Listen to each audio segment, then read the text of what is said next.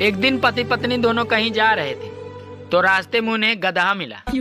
तो पत्नी ने बोला, देखो तुम्हारे रिश्तेदार जा रहे हैं, चलो इन्हें नमस्ते बोलो। तो पति भी बहुत कमीना था, उसने भी बोल दिया, ससुर जी नमस्ते। एक बच्चे ने अपने पापा से कहा कि पापा मेरे स्कूल में एक बहुत खूबसूरत मैडम है। तो पापा ने कहा, बेटे मैडम के बारे में ऐसा नहीं बोला करते, मैडम माँ समान होती है। तो बच्चे ने कहा, पापा आपको तो हमेशा अपनी ही खुशी दिखाई देता है। गर्मी और बीबी दोनों एक जैसी होती हैं। इनका पारा चढ़ते ही अच्छे अच्छों का पसीना छुड़ा देती है। अच्छा एक बात बताऊं, समझ लोगी? हाँ समझ लूंगी, बताओ। समझ के बताओ। बात कुछ समझ न आए, टिप्पू भाई, ये बच्चे पैदा होते हैं तो रोते क्यों हैं? अरे सीधी सी बात है, अगर किसी के घर में आप 9 महीना रहे तो कोई लात मार के बाहर निकाल दे तो कैसा लगेगा? दोस्तों, एक मुर्गी फार्म के मालिक ने सभी मुर्गी के बीच ऐलान कर दिया कि कल से तुम लोग 2 अंडे देगी, जो अगर कम दी उसको काट के खा जाऊंगा। तो सभी मुर्गी ने कल होकर 2 अंडा दिया, सिर्फ एक को छोड़ के। तो मालिक ने उससे पूछा, तो उसने बोला, मालिक साहब ये तो आपके डर से मैं 1 अंडा दे दिया, वरना मैं तो मुर्गा हूँ। जज साहब, क्या अदालत को यकीन है कि गीता और कुरान या बाइबल जैसे पवित्र ग्रंथों पर हाथ रखकर जो गवाहियां दी जाती हैं वो सच होती हैं?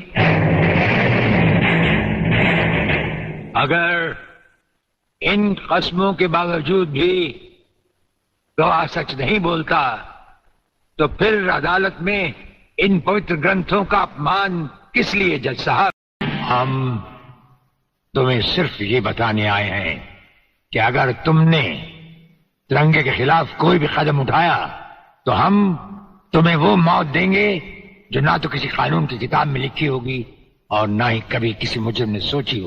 पत्नी और बच्चे रात को सोया हुआ था तो पति चुपके से गया। तो पत्नी बोली, अभी चला जाइए, बच्चे जाग जाएगा। तो पति चला गया। थोड़ी देर के बाद फिर से गया तो फिर पत्नी बोली, अभी चला जाइए वरना बच्चा जग जाएगा। फिर बेचारा चला गया। लेकिन जब तीसरी बार गया तो बच्चे खुद बोले, मम्मी ये फिर से आ गया।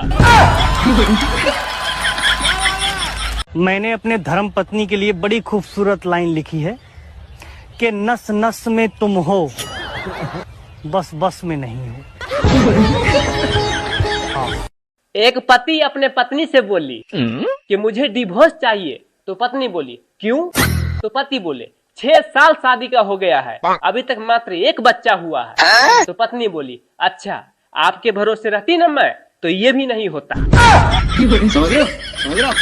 सुनो जी, मैं तुम्हें कब सुंदर लगती हूँ?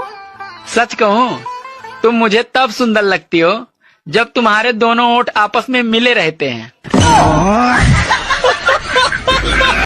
सभी पत्नियों से मेरा एक ही निवेदन है कि हे पत्नियों, अपने पति को मत कोसिए, क्योंकि उसके पास इतना ही समझ रहता तो वो शादी थोड़े करता। आप कहाँ थे जानी बाबा? मजनू। हाँ बोलो भाई। भगवान का दिया हुआ सब अरे बंद करो यार, तुम्हारा ये सन 47 का पहले पूरी बात तो सुन। पूरी नहीं, तुम्हारा वो दौलत शोहरत इज्जत, उसके बाद का कुछ बोलो। चल ठीक है। इस पेशे को भड़वागिरी कहते हैं। गोविंद चिल्ला मत, नहीं तो ये केस यही रफा दफा कर दूंगा।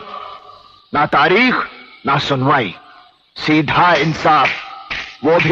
अरे भले ही मौत चारों तरफ हो, लेकिन ससुरी आएगी तो एक ही तरफ से ना। और जब मौत एक ही बार आएगी तो आने दो। मौत से तो वो लोग डरते हैं जिनके पास रोने वालन की फौज होती है। जेलर साहब, ये आपकी आवाज सचमुच ही आपकी बहादुरी की निशानी है या हमारे नाम की दहशत? दहशत? राणा प्रताप सिंह उस सरहद का नाम है जहां दहशत भी पहुंचकर दम तोड़ देती है। हम मुस्कुराते हैं। यहां जेल की सलाखें नहीं, यहां हर दरवाजे पर गोलियों की गूंज में मौत की सदाएं हैं। यहां से जाने का सिर्फ एक ही तरीका है और वो है हमारा हेलीकॉप्टर। लेकिन उसके पहिए हमारी मर्जी से घूमते हैं और उसके पंखे के पर हमारे चाहने पर फड़फड़ाते हैं।